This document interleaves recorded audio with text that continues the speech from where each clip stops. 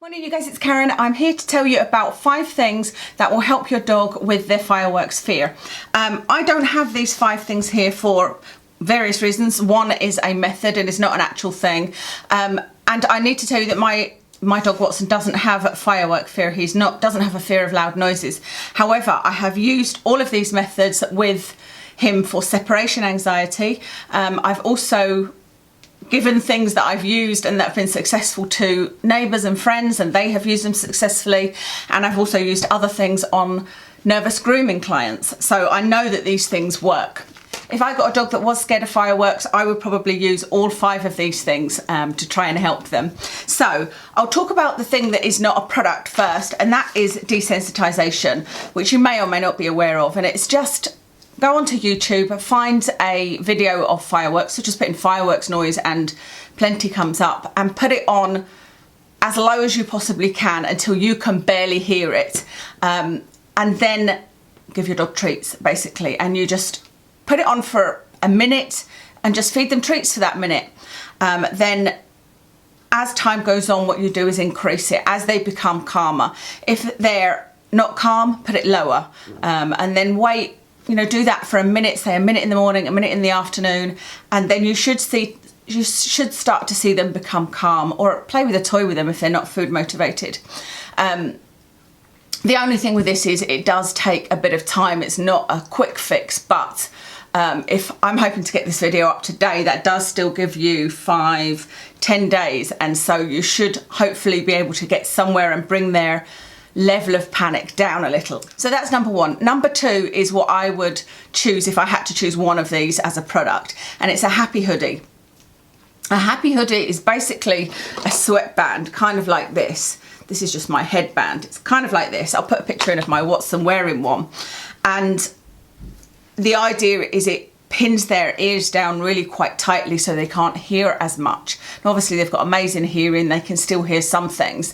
But where I used this with great success was I had a grooming client that was terrified of the hairdryer. And when they dropped her off, they said, you know, I don't think you're going to be able to blow dry her because she's terrified.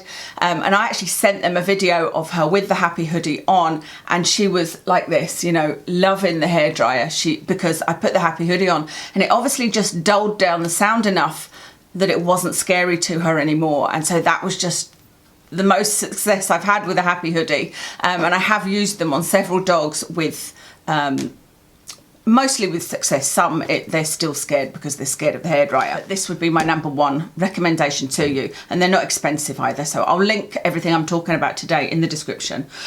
Number 3 is a Thunderjacket. A Thunderjacket is, you can make one yourself, but you need to make sure it's tight enough but not too tight, and that it's got pressure in the right place.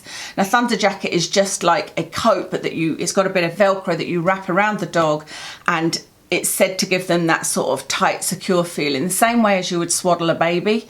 I used that for Watson with his separation anxiety, and I do feel like it helped. It didn't cure it and it didn't stop him, you know, having the separation anxiety, but it definitely, I felt like if I put the jacket on him, rather than after I left the house, the separation anxiety continuing, the barking and kind of crying would stop sooner and he would settle down and sleep. Once we cured Watson of his separation anxiety, I gave the jacket to a friend who has a dog that's scared of loud noises, and they used it with great success as well. It definitely helped her. So a Thunderjacket is definitely worth it. Like I said, you can make them yourself, but you'd need to, there's not that many good videos on YouTube. It's maybe something I should do, that show you exactly how to do it. You can do it with bandage material, you could do it with an old t-shirt, but like I said, there's no point if the t-shirt isn't a good enough material to be stretched and fitted well, you know. Number 4 is DAP Spray, or Adaptil. Adaptil is a dog appeasing pheromone, sorry, so DAP. And what that is it's a hormone that calms dogs because it is said to mimic the smell of the mother's milk and the hormones that are in a mother's milk, and so it's said to calm them down. Again, I had some success with using a DAP spray for Watson with his separation. I had a DAP plug-in. I wouldn't suggest the plug-ins, I think they're dangerous, but a spray is something that you can spray in the room, and a trainer actually told me to use that for Watson separation anxiety, because they said with the spray they get a bigger hit than just you can get collars and you can get plug-ins. I'll link it for you, but it's actually called a travel spray now because it's mostly used for anxiety in cars. I don't know why they changed the name. It did used to just be called Adaptil, but now I think it's called Travel Calm or something like that. But it is a spray that can be used for any kind of anxiety, so I would highly recommend trying that one. Final item is CBD oil. This is the only one on the list that I would say I haven't seen a massive amount of success with, but I know that a lot of people have seen success with their dogs, and so it may just be that it doesn't work for Watson. Watson's the only one I've tried CBD oil on. The only reason I don't have it to show you is because it is now expired, but I tried CBD oil on Watson when we went to the cancer centre and he absolutely hates it. He loves the local vet, but for some reason when we go to this cancer centre he absolutely hates it, and so I tried to give him some CBD oil and I didn't see any difference in him. But it's quite hard to get a good dose into a dog because what you need to do is put it on their gums, you know, put it in their mouth, and of course he shook his head when I put it in, and so a lot of it came out. It's a horrible taste. And so, yeah, I didn't find success in this, but like I said, I do know people, I've seen people talking about how much success they've had with CBD oil. And like I said, if I got another dog, I would definitely do all 5 of these things to try and help them through the fireworks night until I could then just do the desensitization throughout the year.